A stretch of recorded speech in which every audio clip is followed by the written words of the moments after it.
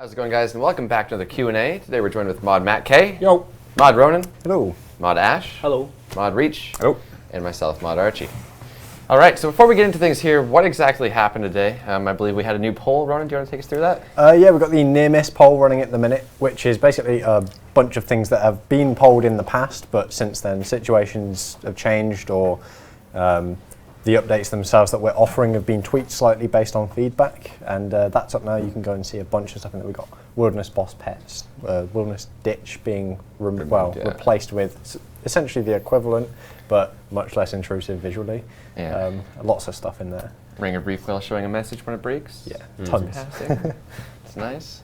Also, do you want to touch on your cow fields, Dan? Oh, right, okay. So, obviously, with the launch of free-to-play next week, we're hopefully expecting there to be a huge influx of new players, existing players, just generally more accounts coming through the tutorial and into Lumbridge. So we filled up Lumbridge with extra goblins, extra cows. We've turned 1 or 2 wheat fields into a chicken farm, added more cows to Beefy Bill's, well, we don't actually have the Beefy Bill NPC, but his field, if you remember who he is, the field just north of Lumbridge, that's now got even more cows in it. There's some giant frogs, medium frogs and small frogs roaming around Lumbridge swamp. Some goblins in there, more giant rats. Just generally more NPCs to keep new players happy. Obviously, we don't want there to be some sort of roadblock on day one where everyone's coming through where there's nothing for them to attack. So just increase the frequency of NPCs.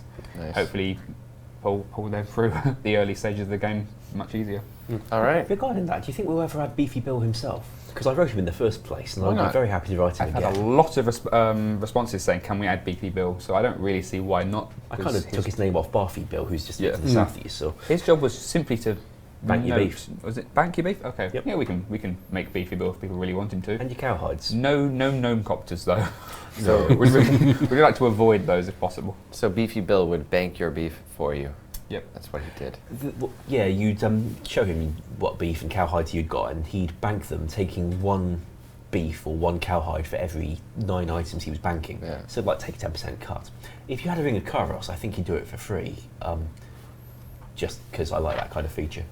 Awesome. But yeah, he was just there. He'd got a wagon drawn by cows with cow body parts in the back of it from all the beef he was banking and all the cow skins he was banking. And when this was pointed out that it was a bit sick, I wrote some dialogue where you face him with this, and he goes on a big rant about how you shouldn't let your personal morality get in the way of his enterprising spirit or something. I really don't know what I wrote that for. All right, and speaking of story time with Ash, we had a pretty cool live stream last night, if you guys missed it, talking about the oldest stories of the RuneScape history, how it began, all that fun stuff. So if you guys missed that, you can find that on the YouTube channel as a highlight. But aside from that, this is the Q&A. Let's get into the questions. First one's from Mr. Chris Rock, and he's asking, can we get a list of the engine changes that were made today? I went and asked Mod Philip about that when I saw the question coming up from social media earlier. He says that it was just some random stuff. In particular, when the server's trying to transmit lots of information to your client and you get a network buffer filling up a bit, it wasn't always handling it very well. So he's improved that. Hopefully those of you who are getting lots of text on screen or something will have a better time of it. Also, there was a command which is meant to increase things by 5%, 10%, and if it was dealing with large numbers, it would just spout gibberish because inside the engine it was having an integer overflow. He's calculating it better now, so it can now handle bigger numbers, which is going to be useful for the Grand Exchange at the end of the month, hopefully. Because for that we want to be able to have a button for add 5%, reduce 5%, and if it's just returning rubbish, if you've got a big number there, that's not very good. So that went out as well. Plus apparently some stuff to do with the way the servers communicate, which is well over my head, and I'm very sorry. All right, next question. This one's from SparkMac, and he asks, can Zamrak pets... It's your mate, isn't it? Yeah, can Zamrak pets have the ability to ask... Don't ask the question. Do the Q&A. Read the question, yeah. All right. That answer. So we now can't read the chat for the rest of the stream. Can Zamrag pets have the ability to act as a Zami item in God Wars areas? Same would go to the other pets. Yeah, I like that idea. It's an interesting idea. They did so before. Yeah, I did that. Yeah. The reason they don't do it at the moment is that people were a bit uncertain about having pets in the game at all. So we said, all right, pets are going to be completely cosmetic. They won't do anything. You can just ignore them as best you can, won't even click on them, and people accepted pets. The idea of making them useful was something we just didn't want to put there at the time. If people are now okay with pets, and I think they are a lot more so than they were at the time, we can start offering to make the pets do stuff. Now, what are your thoughts on something like the snakeling pet, for example, or the snake pet rather, making you unattackable by the snakelings, or anything to do with like the core pet, meaning the core wouldn't attack you in core beast, anything like that, or is this just for God Wars? If you bring a dark core pet into the corpse room and have it wandering around while there's an actual dark core bouncing around in there, that would make you very unpopular. That's the very reason like pets fun. aren't allowed in that room. Yeah. All right, so just the God Wars pets this might be for them. Zora, it's not an issue so much because there shouldn't even be anyone there to be confused by your snakeling pet. Fair enough. Although, if you were completely immune to the snakelings, then that would change the character of the fight a fair bit. At the moment, you use your Serpentine Helm or your recoil ring or whatever to deal with them, and that's an actual feature that you come prepared for. If you just had this extra thing following you around all the time that nullified it, that'd be rather sad, I thought. Okay. But we could do it. Well, it's not hard to do. Judging from the abundance of no's, let's go on to the next question. Again from Sparkmatic asking, can teleport to target work from safe zones? And John actually got back to us on this, unfortunately couldn't join us today. But he said, no, because it's there to prevent and stop abuse from things like easier access to the abyss/air obelisk. Maybe a couple other reasons, but it can kind of be abused, so that's pretty much the main reason. With the timer, the more time you spend out of the wilderness, when you've got a target, the better, because it means you're going to have less of a chance of being able to, if you're teleporting to an altar or something, repeatedly do it. There could maybe be the accident of being in the bank, accidentally clicking the teleport and being like, oh crap, now I'm 50 wilderness with my target. I think you've got that problem with other teleports. You maybe should make the mistake. All right, next question. This one's from Danny. And he asks, could you make it so that we can check on the status of Ribero's armor? An example would be to right-click it and it would tell you you're at 62% for your Torags or something like that. I think that's already on the list for future polls. We just haven't done a poll where we're offering new quality of life stuff for a bit. Okay. Yeah. There you go. All right. And next question, this one's from Downlord. And he's got a kind of cool idea. He's asking for a tank test boss. So it would essentially be a boss designed not for you to kill, but instead to see how long you could stay alive. Depending on how long you stayed alive, you would get better rewards. So we tapped a similar idea for Slayer update we're going to do later this year. Yes. You had, instead of just one boss, you had multiple monsters attacking you, but there's no reason why we can't make one Slayer-specific boss to do that with, and that would tie in quite nice, use that whole feel of that sort of thing. I think that's effectively what Kiln was viewed as the very first time it was launched. It was just a tank test, because everyone had a rough idea what they were supposed to be doing, because they were so experienced with the fight caves. So when the Kiln came around, it was just a tank test for most people, and staying alive at Hierarchan was more a case of how can you stay alive fast enough or long enough for you to kill it fast enough. I think tank test type boss is quite interesting. I quite like that idea. I never make it so you definitely can't kill it, then that sort of gets rid of the whole possible way of it not working, as it were. Maybe you could kill it. Maybe. I'm assuming it would be a solo. Maybe not on boss. launch, maybe in the future when we launch new extra content. Yeah, but it wouldn't just be a matter of I'm going to bring in the best food, just a full inventory of brews, maybe some purple sweets, and just see how long I can stay alive. It would include prayer switching, maybe running around, strategic placement. Like there'd be a lot to it. I think it's a really cool idea. All right, next question. This one's from Gisto, and he asks, can we get rid of Nightmare Zone hosts and have an NPC there instead that we could pay 20k to for a dream? See, we do that. We could do, yeah. I mean, when we talked about this yesterday, I think it was, wasn't it? There are bots that do the Nightmare host, Nightmare Zone stuff. There's also players that do it as well, and I wouldn't want to take away the players who have got their accounts to the right stage and are profiting from this by offering a service, because I think that's quite cool.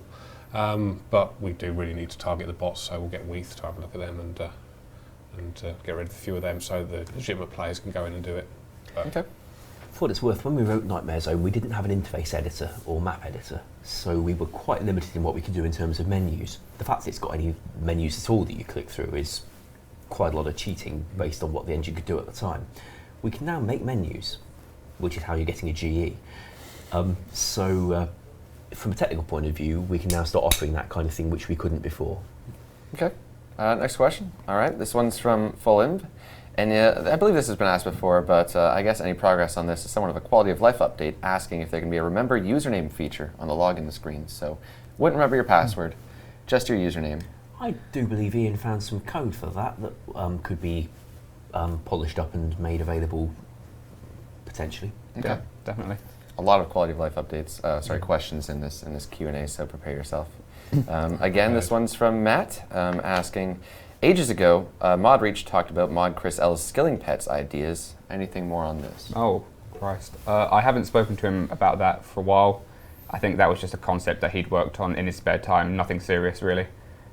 It was just more an adaptation to taking through an NPC or a pet and then leveling it up, much like you would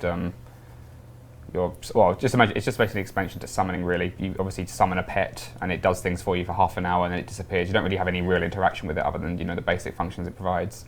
So his system was more a pet that you level up, but you can skill with it. It takes on your levels. You level it from level 3 up to level 126 as it were for our game.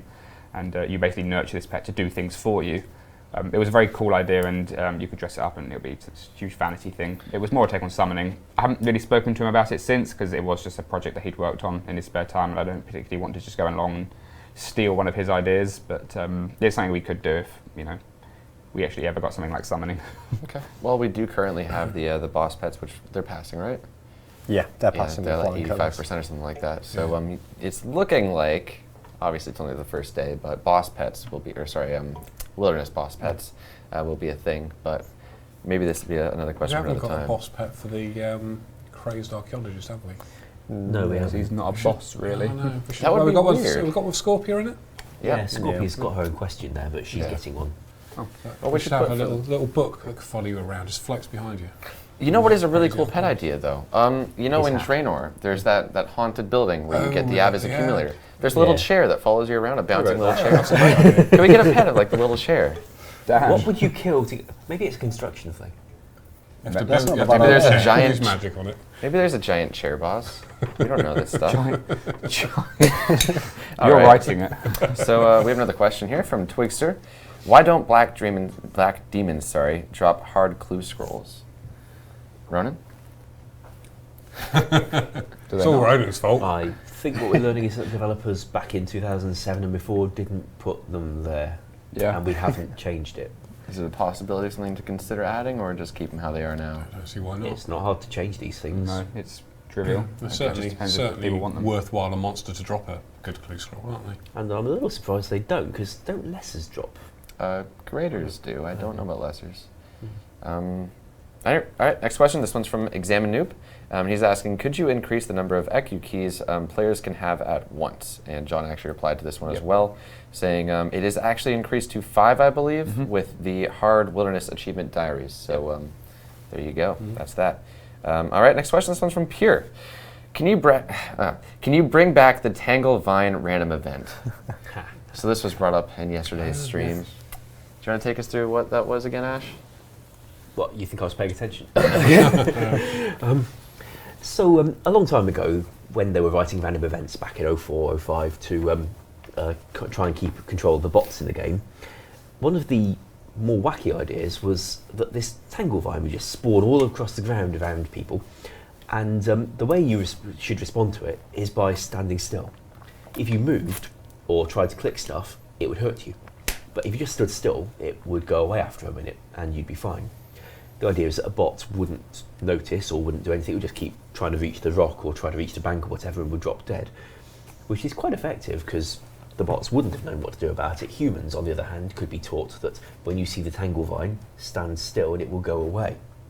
Yeah. Unfortunately, humans being humans, not everyone saw the news post and not everyone remembered when you see something unexpected, stand still, because it's a game. Most people see something unexpected or find they're suddenly taking damage, they try to run away, and the faster they try to run away, the more they drop dead. Yeah. It's the fast that works. It's kind of almost like trying to kill your first strange plant. You're just not going to win. So they took it out, and Andrew Gower apparently posted a fairly amusing message, Yeah. given the state he was in that evening, to explain what had been done and why. Anyway, so we got a request yesterday to bring the Tangle Vine back, and yeah, we could do that to this game because it worked so well last time. Yeah. And a game with no random events anymore. I think we should poll it. Also, it deleted the flaws in some places because the thing that the vine was made out of was the same type as the thing the floor was made of in a lot of places. Like all the grass would go, the piers around Ports of Rome, they'd go. It'd be awesome. If we did poll that, do you reckon it would pass? Anybody who watched the stream yesterday would probably vote yes. Anybody who didn't, in their right mind, would probably vote no. Yeah. All right, another question actually related to last night's stream. This one's from Born for Barbecue, and he asks, can we get that gnome race random event as an agility minigame? Like a distraction and diversion, you mean? Yeah, you mean like the one where you get the ridiculous monkey head from? I never saw that one, you know. It's absolutely crazy. It's an interesting idea, but as an agility minigame actually makes it useful. We could get a gnome head. Oh, a gnome pet! Oh Well, god. well, Gnome child done. pets. Well, actually, you say that. The reward was going to be sandals that would make you like boots of lightness, but they'd be sandals. I didn't see the whole stream last night, but did you tell people that bots were much more efficient at completing this random event than humans were? The idea was that, of that random event would be the exact same every time with no randomization. So a bot could be programmed to do it perfectly efficiently. A human would have to learn to be that good and possibly wouldn't be. So yeah, it was fun for bots. That's probably why we'll never see it. But as a distraction and diversion, we could have a person do it, and the bot quite likely would just keep grinding round around the course without needing to be programmed to bother with responding to this thing when it turned up. It'd be interesting if they just kept on running around the course and just never got off.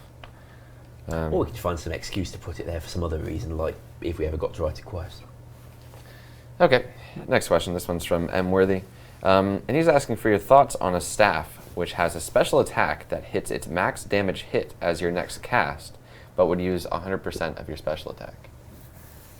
Me and John had a discussion about magic special attacks, offensive magic special attacks, Yeah. a while back, and pretty much the conclusion that we came to is it's incredibly difficult to get something that is worth taking instead of an existing special attack weapon while making it reasonably strong.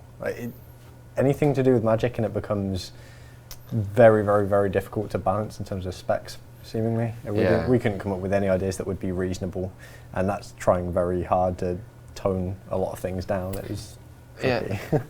When I first heard this idea, I thought might be a little OP, but really it's not that bad. I mean, if you're casting Barrage and let's say your max hits 30, say you're hitting 20s, whatever, you use your special attack, that means your next hit's guaranteed a 30. So you would hope for that to be the KO. If not, there's all of your special attack gone. I think guaranteed damage is a little troubling. Yeah, that's true. That's true.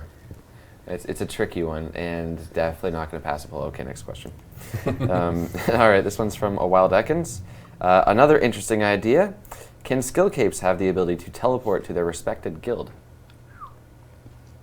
Well, it'd be nice to give them an extra feature, because that boost option they have is pretty worthless. Yep. Yep. It was just a cosmetic thing. Somebody wanted to see 100 on the skill guide.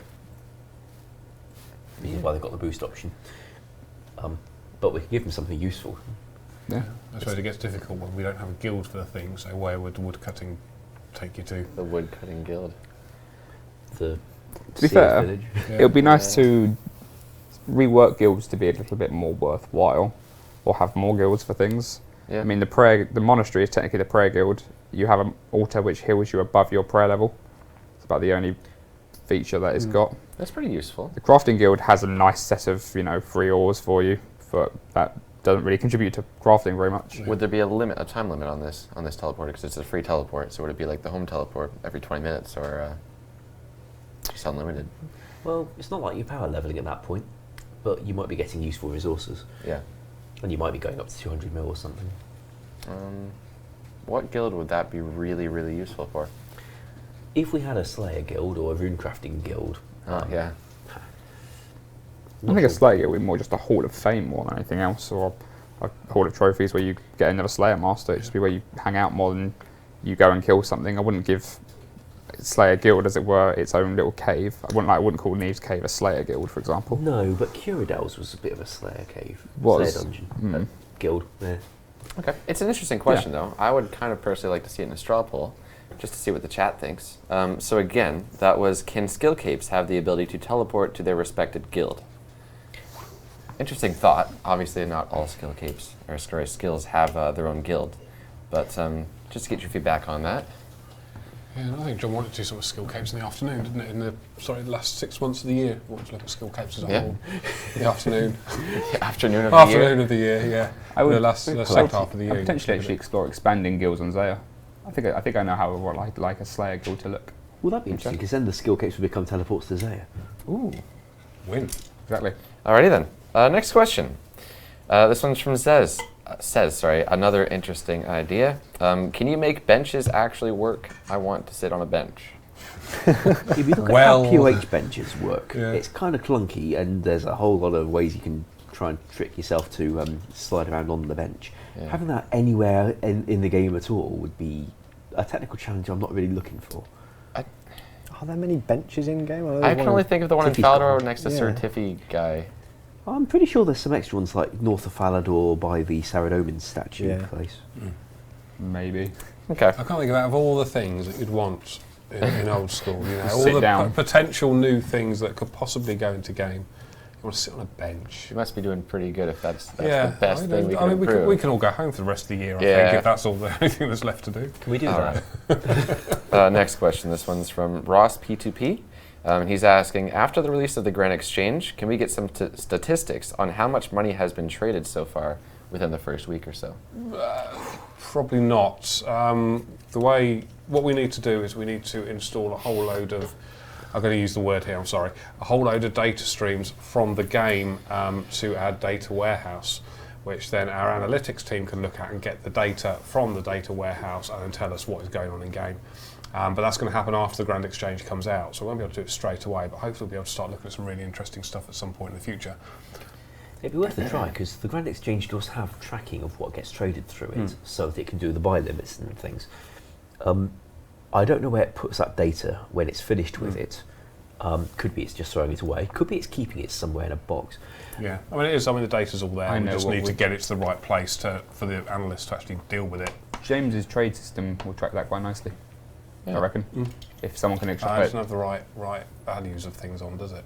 Mm, Is the problem. Nothing does at the moment. But if it's the amount through coins, because people have to pay in coins, so you can track how much was traded in coins in that thing.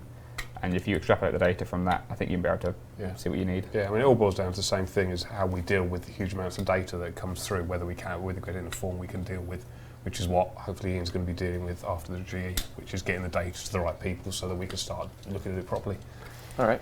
Some vision of a huge pale-faced robot standing there with us all trying to study it. Yes. And speaking of data, just quickly, to the guy on Reddit who's been tracking it, it's worth noting that Matt is actually wearing burgundy The first thing they trousers said today. when it turned on is like, oh, he's got burgundy trousers on today.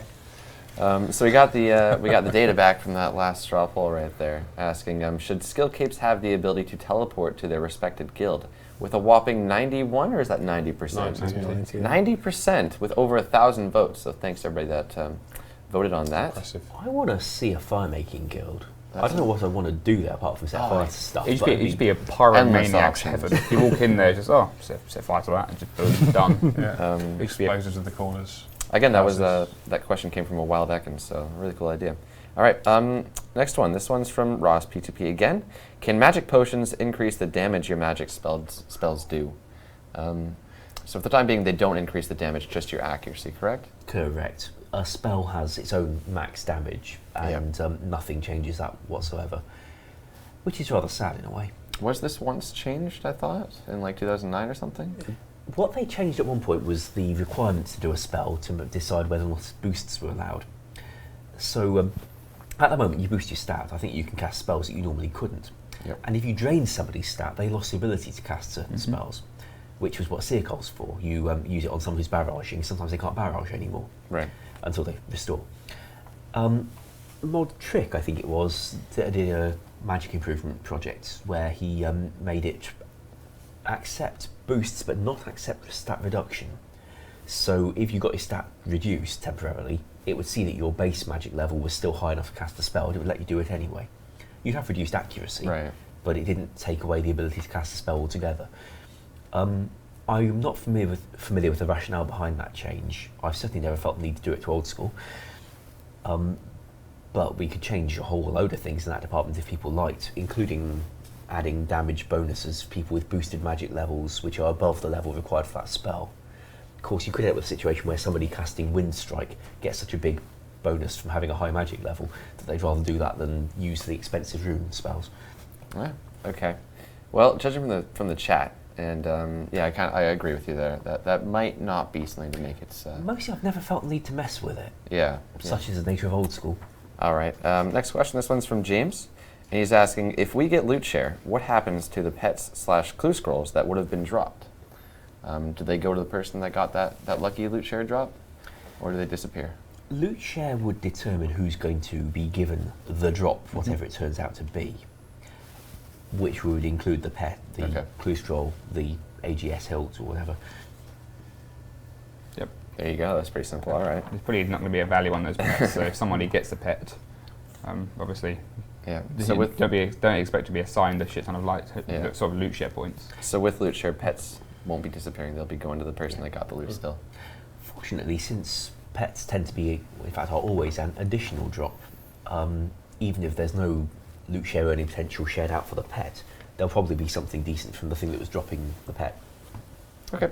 Next question. This one's from Robbie, and he's asking, can you bring back ivy woodcutting? The answer to that's no, I think, isn't it? Yeah. I can't see that in a... While we could, I don't want to, and I don't think they'd want us to. Well, we could necessarily. change it so it's significantly different. So you have a person called Ivy standing there, and if you try and chop her, she can hit your back, maybe. You. Is that a bit dark? I'm not That's a expecting bit. to That's see a it. bit. Yeah. That's That's okay. a bit. That's yeah. What we could do is make ivy woodcutting where the ivy is chopped down the moment you get logs from it, and it's in fact just like any other tree except the logs are useless. Yeah. I still don't see people voting yes for that. I still say no personally. I've seen a couple yeses. That's probably just people that really want to train woodcutting. Yeah, So people fair want to enough. get recognised on this chat, I think, Yeah. isn't it? All right, next question. This one's from 13x37. So why exactly were the achievement diaries pushed back? So we could have put out a version of achievement diaries this week, but it wouldn't have been as good as it could be. We wouldn't have had all the right rewards in there. We wouldn't have had necessarily the tasks wouldn't have all been working, which we could have fixed over the next week or so. But if we'd have done that and spent more time next week fixing all the stuff that wasn't working properly this time, then we wouldn't have had free to play next week, which would then probably have impacted on the GE. So the option was, if we move achievement diaries back 3 weeks, we then have 3 weeks extra to make sure achievement diaries is really good. We can get you free to play earlier, we can get you the GE earlier as well. So it sort of like ticks all 3 boxes as a win, and giving you a bit of content that isn't really ready for yet is just not the right thing to do. So that's the only reason. And soz, and it sucks, but it's the right thing to do, I think. Yep. And in 3 weeks' time, I mean, also from as an additional benefit, as it were, if we've got all these new free-to-play players coming in, then we're hitting them with 3 big updates straight away, including achievement diaries. It's going to help them out as well and make them want to stay around and be part of the community for longer, so that's a good thing. How much of achievement diaries is going to be free to play, if any? Currently none of it. Ooh. But we I think we did rework. I think John was insisting that we reworked the Lambridge diary to not be free to play in the end. Yeah. But I guess if you want to use it as a sort of membership, sort of thing. I think that the thing when it comes to that in particular, we need to sort of see where we are, not this Monday, but next Monday after free to play comes out. Because that's the key thing which is coming at the moment. Make sure that we're all comfortable with how the GE is going and where that's going, and then if we've got the time, we can sit there and think, right, should we have a look at the achievement diaries and make a few of it free to play to sort of give the new free to play players something to get excited about as well. But that's a decision I think we need to make in a couple of weeks' time rather than now. So we'll see what happens. Okay. All right. Next question. This one's from Ross PTP again. Can we have the ability to imbue our fire capes? Now, he specifically asked through Nightmare Zone, but I do not see that even. All right. What he wanted to do. He wants to imbue his fire cape just to make it a better version of the fire cape. We've discussed possibilities with that before. I'd rather go down the Tukar route. That's exactly what I was about to say. I'd rather have a new fire cape or an upgrade to the fire cape. Yeah, I know Do Gareth something has like made the something. kiln. Gareth has made something that looks really cool. I asked him to do that in just like an afternoon. Yeah. I wasn't even serious at the time. But the chances of being able to imbue your fire cape, not too I likely. think the chat says it all really. I wonder what else we could get him to do that isn't serious. Well, he said to me, I want to draw something. Got anything I would like to draw? I went, I'll upgrade my fire cape. I And want off you- him off you to went. dress up in a chicken outfit. And Well, come yeah, on it's- stream. Yeah, that's the only non-serious thing I want him to do. All right. All right, next question. This one's from Walk across the background. OVRL, and he's asking for the possibility of any new pets rewarded for low-level / newbie accounts, like an extremely rare baby cow drop from cows, or a chick pet from the chickens. We'd have to draw a line at some point of what's considered a low level. before you're eligible to I get think that drop. chicken is a pretty low level. I mean, they're not the NPC, the player. Oh, okay. Because obviously 126 come along and kill them for ages and try and get that drop. So we'd have to draw a line somewhere to say what constitutes being a low-level player. I think, however, you need, if you see somebody walk around with a cool pet, it's something to aspire to. And I think, if you're walking around with forcing a chicken, someone to wail on a chicken for 16 days is probably not the best way to do that, even if it is a chicken which is mod ghost dressed up. We have champion scrolls for that kind of thing. Yes, exactly. Yeah. And I think people keep calling us out on Petscape, and again, the chat is shouting Petscape. I think I'd rather reserve pets for bosses of significant sort of difficulty. As Matt says, it's something to aspire towards, and it is just a nice little drop to get occasionally. I don't think we really should be churning out pets left, right and centre from every damn NPC we have. Nevertheless, a Runite Golem pet from a Runite Rock would be a nice way of rewarding a high-end skiller. Yes. In much same way that Magic Tree ends. That's a I very think good one. Skilling pets came up in a previous stream, and I think we did talk about how we would actually try and implement those and if there was any benefit to having them. I'm all for things like that, but I'd like to stay away from us giving away pets from every NPC that people can find and think of, because. And then we're about to introduce a Chompy pet from Diaries, and I think we can get away with that one because obviously Chompies, at least the amount of Chompies you have to kill to even get that pet for a start is phenomenal because it's a reward from the Elite Diary, and nobody really likes killing Chompies anyway. Plus you've also got to get it from the drop, so I think we can get away with that as quite a nice little addition. If we're going to go and kill cows for pets, I think we might as well just add it to everything, and that's probably not a good idea. I imagine just like a 126 just setting up a cannon, just taking all of the cows from the levels. Just like, what are you doing? I've been here for a month killing cows. You turn yourself into a cow anyway, can't you? Yeah, it's not worth it. Next question, this one's from SP Zoo, and he asks, can we have the ability to join a player's world via friends lists / clan chat? Yes. We can have that ability, yes. Yes, we've only polled it a couple of weeks ago and then got sidetracked by the Grand Exchange. Okay. So that's making its way in. We're just really busy right now with the big updates, but maybe when there comes more time for the quality of life stuff.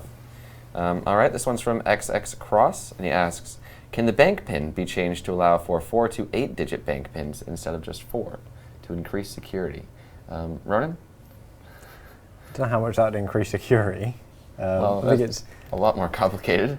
It's a lot more complicated, but I mean, guessing that many combinations to begin with is a bit of a pain. Yeah. So it would take such a huge amount of time that increasing it, I mean, sure, it would be more secure, but not necessarily in a worthwhile way. See, I don't know if it would be more secure, because I don't think people are. I mean, you've got another question coming up as well, I think, which I'm just going to jump all over right now. There's another question, which is, can we have capital letters in the password and other things? And I think people aren't losing their accounts or aren't getting hijacked because people are guessing their passwords. It's because of other things, such as they're using passwords in multiple places and databases are getting hacked. Their emails are getting compromised. So I don't think more password or more ways to have a difficult password and a more difficult PIN is going to really solve the issue from that aspect. Yeah. I mean, it's all stuff that I'm sure we could do, although I think there's some significant amount of work we'll probably need to go in to do it, and I don't think the impact's going to be at all great. All right, next question. This one's from Vexeria. Can we remove the left-click option on your own pet so pets can't be picked up accidentally when they get in the way? I think what we were going to poll was just swapping which way around the ops were on your own pet. Okay. Like we did in POH Menageries, we put the pets the other way, the ops the other way round.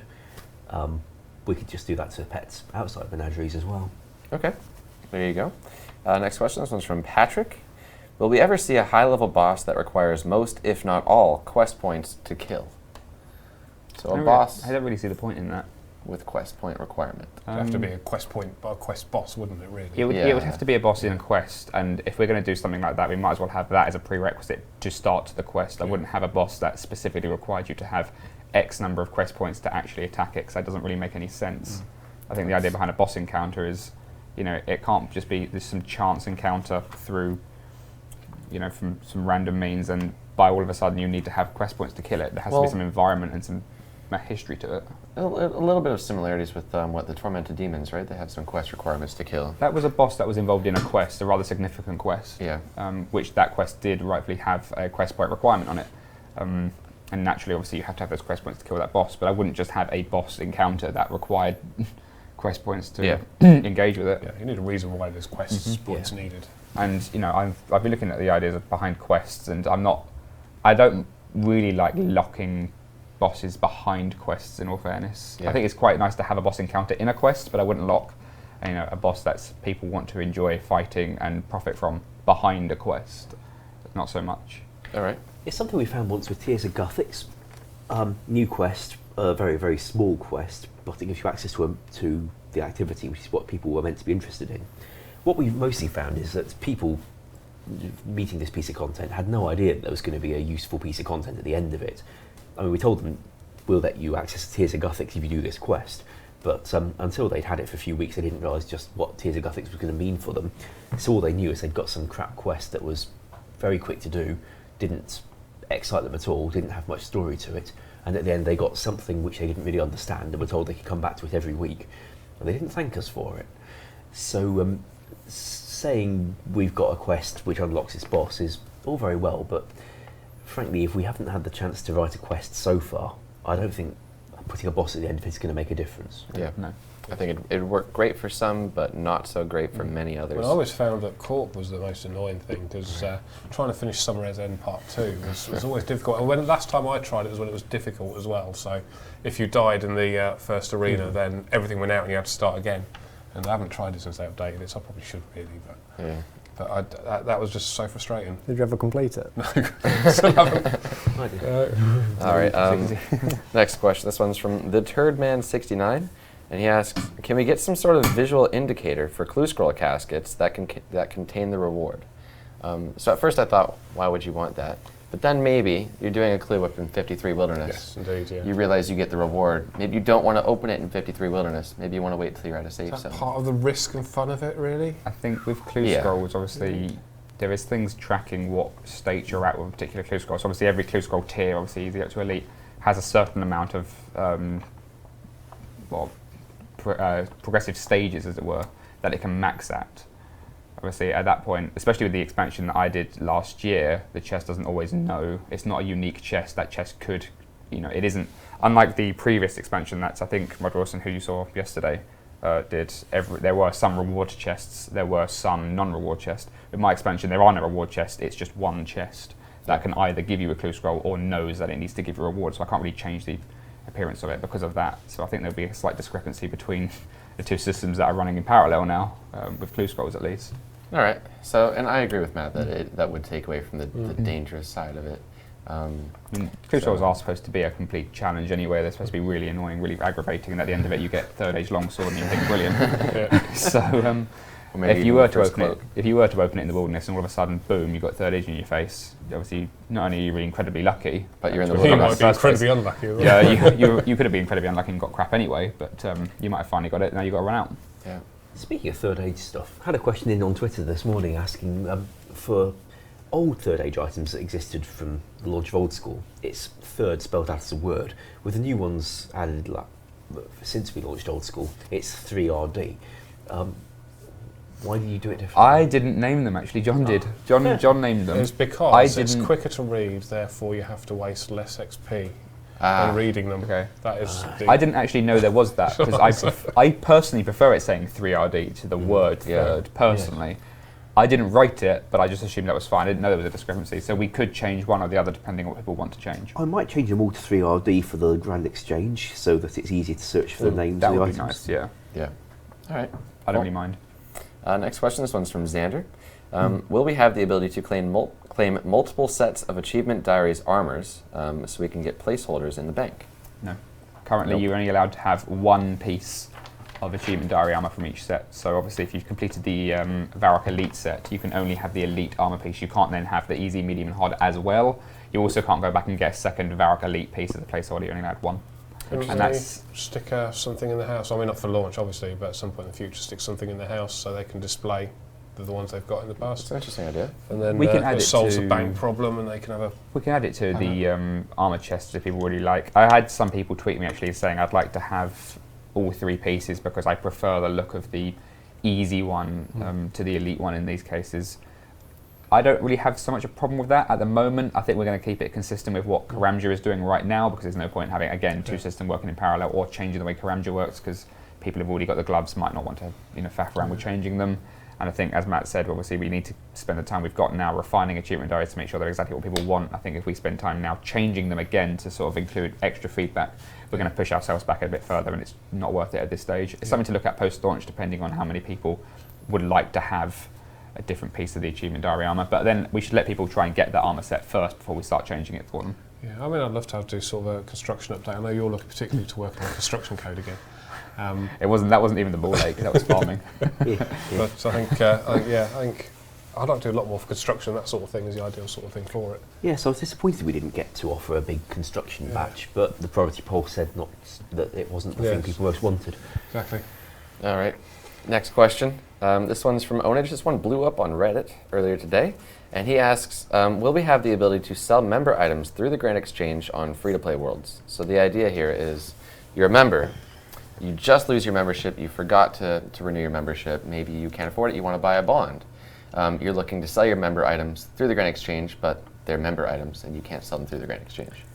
I would like that feature. For the moment, it's not possible because the game just says, oh, that's a member's item. That's untradeable, that is.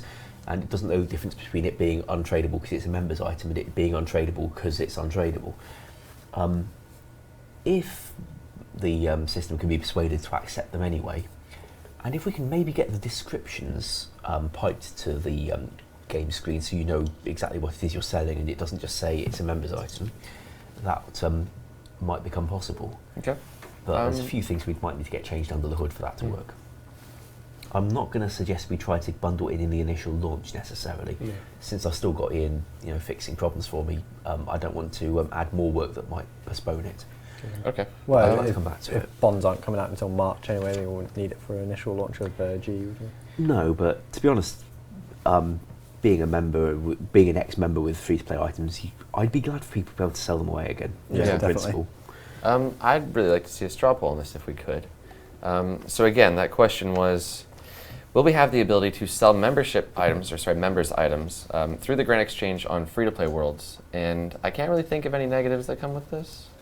No, we just need to make sure you know what it is you're selling, because it's currently called members item, and we need to make sure you know its description, because you might want to make sure it's the right item. Those are the two things I can't get past. And then we need to make sure the system's going to accept it, even though it seems to be untradeable. I imagine Ian could do all these things for us if asked nicely and given time to do it, and no deadline. Yeah. I'm struggling to think of what items look identical that have different names. Obviously, you've got Dragon Dagger P++, which has the green end. That's the only thing I can think of currently which you might get confused about when trying to sell. But yeah, the obvious big positive, again, just to reiterate, is basically if you were a member, you lost your membership, maybe you can't afford it, it's not going to renew, you could then sell one of your membership items, whatever it is, get some gold, buy a bond, get your membership back, and there you go, you can use all your member items. Worthwhile having a chat with the RS3 guys, see if they would want to do the same thing. Yeah, it's an interesting idea. Yeah. All right, next question. This one's from James. So why wasn't the redwood tree added to the near miss poll? When me and Ash were going through the previously polled updates, we were looking for things that something had changed with it. So stuff like the wilderness boss pets, since we've had pets since they were polled, sentiment had changed an enormous amount, and perhaps it was worth polling again because people are more familiar with the concept and actually understand what kind of impact they would have. With the redwood tree, nothing had really changed. Wasn't really anything different. It's like grimy herbs. It was a long time ago we first polled them, but they didn't get anywhere near passing. Bring it back with a question saying, now you might be able to trade them through a grand exchange. Would you like grimy herbs? Makes a huge difference. Absolutely. There you go. Fair enough. I was talking to some people on the Reddit thread as well, and some guy suggested that it's plonking it into the world somewhere just isn't going to work because there's nowhere which fits a redwood tree. But of course, New Continent coming along, big tree in the middle of it. Seems a good place to have new skill expansion stuff. Yeah, It's a good place to have new everything, really. yes. So it works much better there, I think. We can probably get some decent graphics like that. All right. So we have the results back from that idea of being able to sell members items as a free-to-play member, and that's passing by 89? 86%, which is surprising because when I first explained the idea, it was a bunch of no's, but then once you really think about it, you think that's actually really helpful. So there you go. If that was to potentially get pulled, that's looking like it'd probably pass. Cool. Also means we get away from the fact that they occupy bank space. Yes. All right. Next question. This one's from James again. Can you add trimmed and gold-trimmed monk robes as a clue reward? A monk robe is meant to make you look poor. Yes. Having a nice they're gold awesome. trim on it is slightly weird. Well, monks Well, are maybe we supposed could to have be a tatty and a tattier one. monks are supposed to be really basic. They don't care for material. Of course, this could be abbot's robes or something where Yes. they always did look a bit shinier.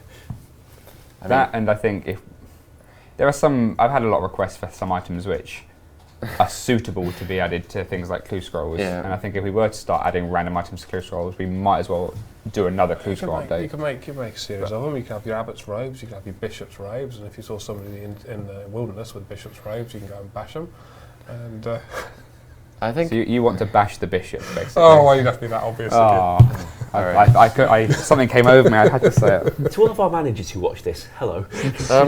So staying on question for a minute here, just the monk robes being trimmed, I cannot envision what these might look like, though Mod Ghost could probably think of They look something like cool. trimmed bronze, wouldn't they? It would. effectively? I mean, It's a they're robe. a horrible brown colour. If you add a slight gold trim, it's going to look, It's gonna look awesome. it's going to look terrible. Horrible brown with a gold trim. Who Yeah. doesn't want that? Oh no, I've wanted Alright. that for ages. Well, monk's robes usually have some kind of rope round that's like a signature, which could be a gold one rather than whatever there is at the moment. So it's a swag monk chain bling robe top. Okay. We have another question here Yeah, just move on. from Ray, and he asks, on the new continent, can we have a new high-level agility rooftop course on top of the Colosseum? So you want to climb around the Colosseum? So essentially, like, imagine the duel arena, if you could run around doing agility parkour, essentially. It doesn't really have so much of a roof. It has more of just, because obviously it's open top. Yeah. You can't really. You can try and jump across it Well, if it's got you a really rim. want. It has got a rim, and you can run Apparently, around the the rim. Colosseum in Rome had a top at one point. Really? Yeah, apparently so. I watched some program on the history of it at some point. You'd want that in a country with that much sun. Yes, they had a system with logs that came out from it, and then they had a pulley system to pull material across it to shade the audience. Interesting. Yeah, I Which I forget thought whether it was was quite impressive. Caligula or Tiberius, or possibly Nero, but one of the bastard ones thought it'd be a good idea to have all the audience told, you must stay in your seats, we're locking all the exits, and now we're going to take away the sunshade, and the Emperor's going to sit there with his sunshade and laugh at you all being hot. All right. But History lesson over for the day. In response to that, Yes. it's a cool idea. It would make agility fun. I'm perfectly happy to expand on things like the agility rooftops. It would be a good opportunity to, when we actually map down a city, map it down and plan to have that on top of it at the start, so we don't get tied down with the sodden height mapping that we have to struggle with all of the time. So to make sure that all the buildings don't go above like 2 floors normally. We'll do it in a low town somewhere like Draenor, and we won't have pointy roofs where it can get in the way. I'd like to expand on that. There's no reason not to. I will try and do so. Yeah, go for it, really. All right, cool. Speaking of the duel arena, this one's from Cole, and he says, could you change the duel arena's interface on the second screen to show any last second armor changes? We actually talked about this the other day because you Yeah. showed us that clip that you got sent. Yep. And Ash and I did actually do the rework for the RS3 duel arena before the graphical rework and before EOC to make sure the duel arena was protected from all the historical abuse that it went through that both you and I have struggled with dealing with. And I think you installed a new interface on that. Yes, I did. It took a while. Like, seriously, it took a while, which is why I haven't been able to just knock it out in a few spare minutes between projects so far. But we did it before, we can do it again. We've got the engine features that we used last time added to the old school engine not that long ago, which helps a lot. Right. So basically what's happening is if somebody is somehow quick enough to do a last second armor change, click accept, you click accept at the same time, it only says some armor has been changed or some armor will be worn or whatever. It's very annoyingly ambiguous. Some items will be removed. Yeah, that's the one. It's not extremely specific, so I think he's just asking for more specifics there. I think we can actually do better than that anyway, rather than tackling the ambiguous wording. I think if we come along and have that accept button disappear the moment something has changed, or make it more obvious that something is about to be changed or could be changed or has been changed, I think that would tackle a lot of the scams people find themselves fall victim to. All right. So let's go to this one from Neil Alicious, and he asks, this is one from Mod Ghost, and he says that he mentioned something about recoloring the Serpentine helm red. sometime. I imagine probably on Twitter or something. Anyways, so any more on this? And Gareth actually replied back, and he said, yes, he would love to make this change possible. However, he is extremely busy right now with the Achievement Diaries Grand Exchange, the big updates. He's actually going on vacation very shortly, so potential for the future. But he was curious to see what the chat thought of this. So if we could actually straw pull this one as well, to make it a straw pull Q&A, basically. What are your thoughts on keeping the Serpentine Helm green or allowing additional red and blues? Should we straw poll whether we should straw poll it? Yeah. Yeah. What are your thoughts on that, though? Do you think just being able to recolor it with maybe like a bucket of paint like we have kind of with the Bounty Hunter shop, or maybe a brand new helm that has completely different bonuses?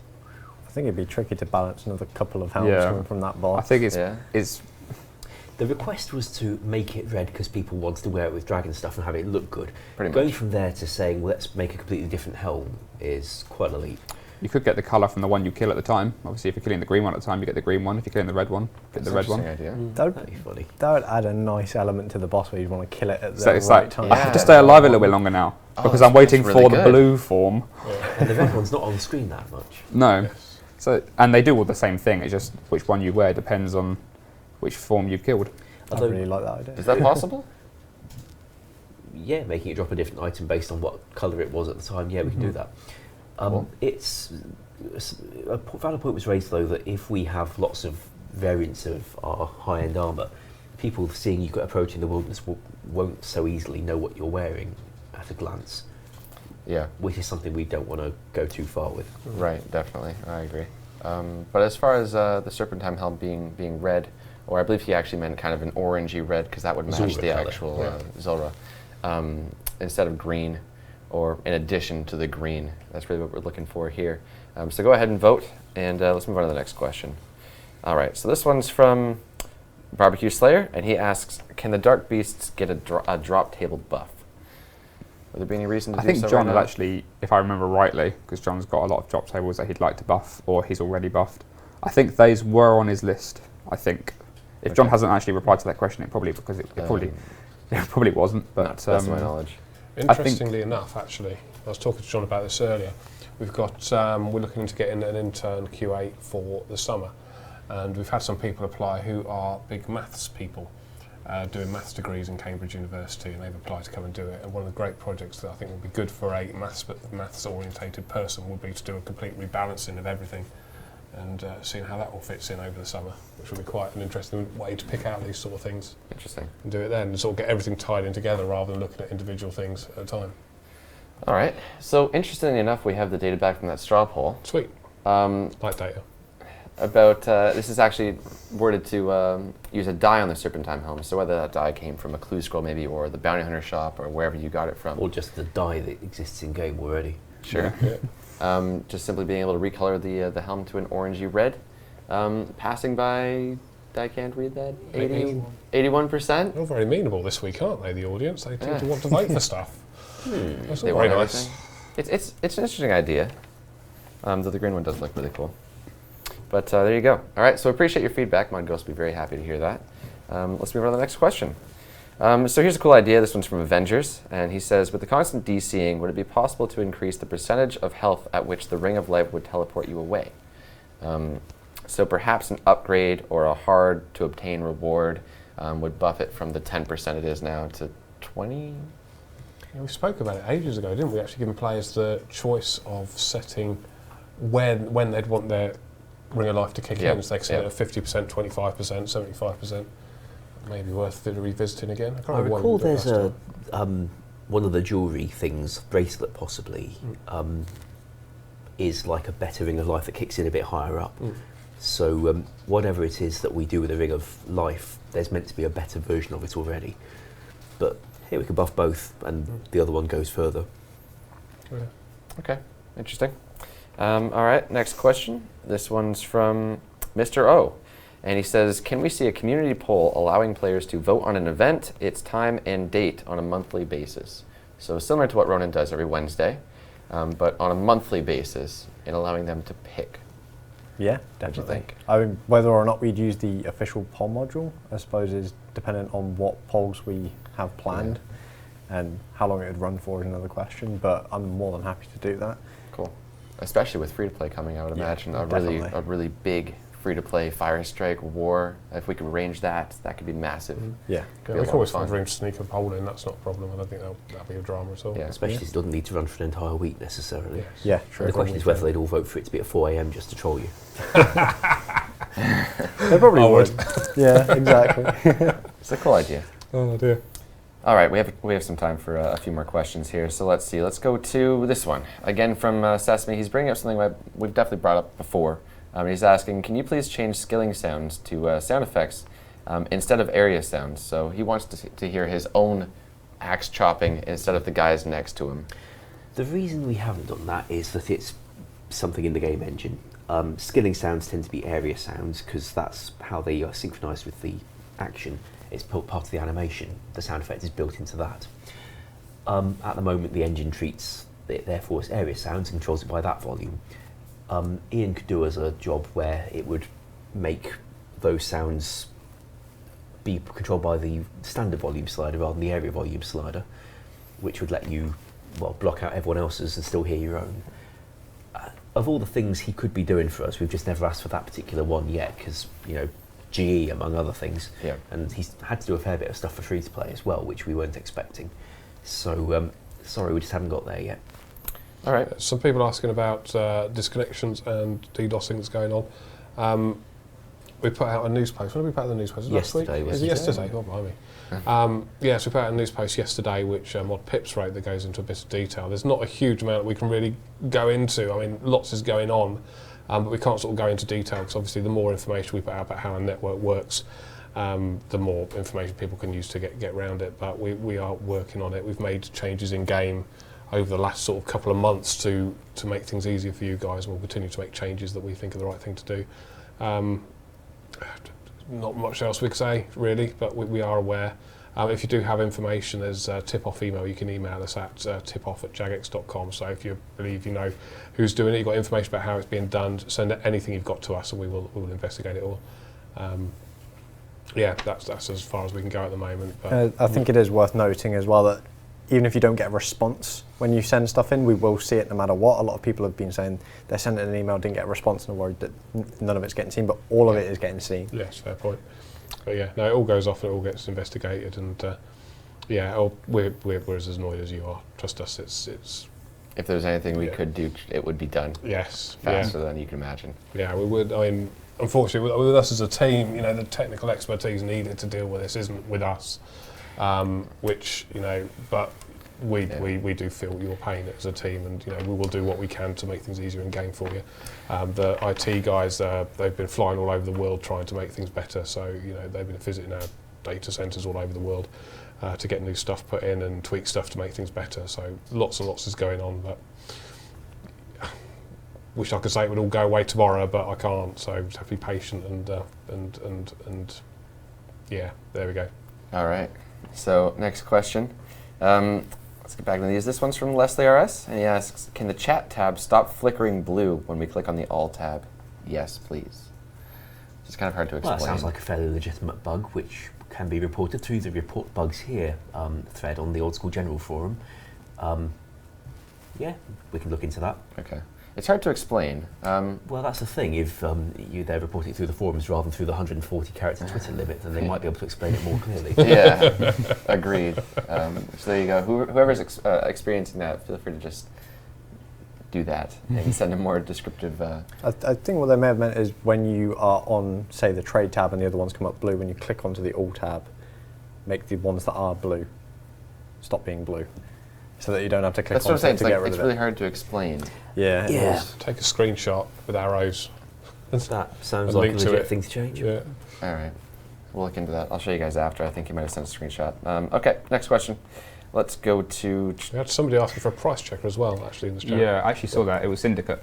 Interesting enough, the OS Buddy guys submitted their latest changes to us, like they do usually, to sort of verify whether or not they're allowed to do it. And they have actually included in their next launch, I think, price checker for a banks tab. We can't do that right now because obviously we don't know what the prices of items actually are because we don't have Grand Exchange right now.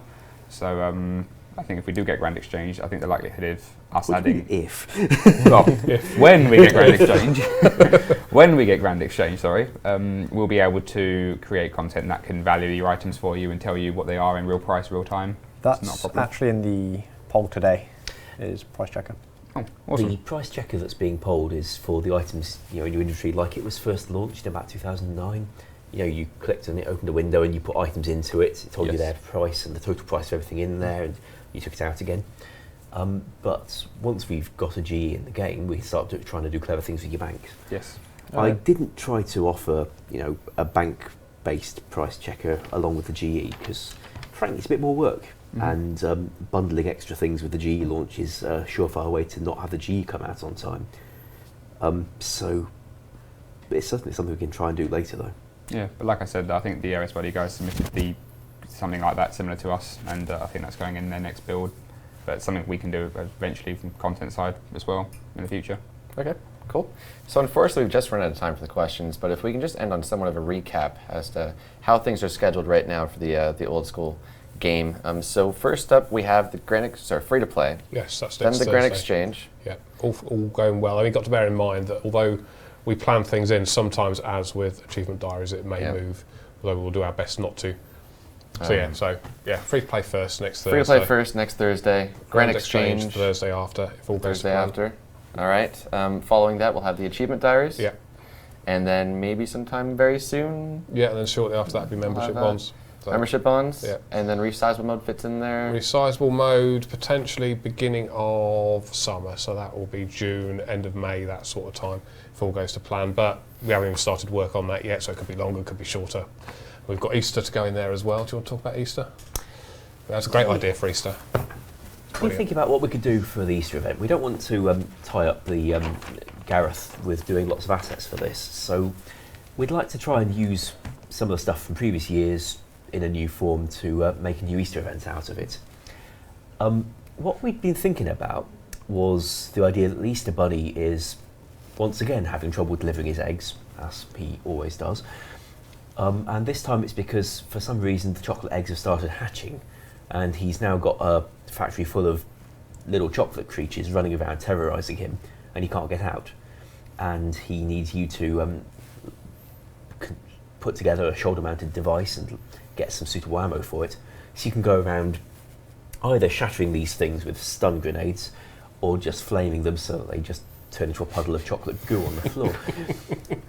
For whatever reason, I thought it'd be nice to call it Chock and Load as a little tribute to Jagix's other department, because we do pay attention to them, honest. And we'd like to offer you that around Easter. Yeah. With some kind of suitable reward. Yes. Maybe a Chocolate chocolate milk. pet of some sort. Chocolate milk. Oh, we've got chocolate milk in game. Yeah. Are we? Yeah, you have to use it as a hangover cure in the Plague City quest. Yeah, there you go. I think it's safe to say Ash should design all of our future Yes. events like these. It's such a wonderful idea, isn't it? Oh, dear. Well, I just wanted to bring back the excuse for a 360 no scope, only this time with chocolate chickens. So, when exactly might we get to see this Easter event in game? Easter. Yeah.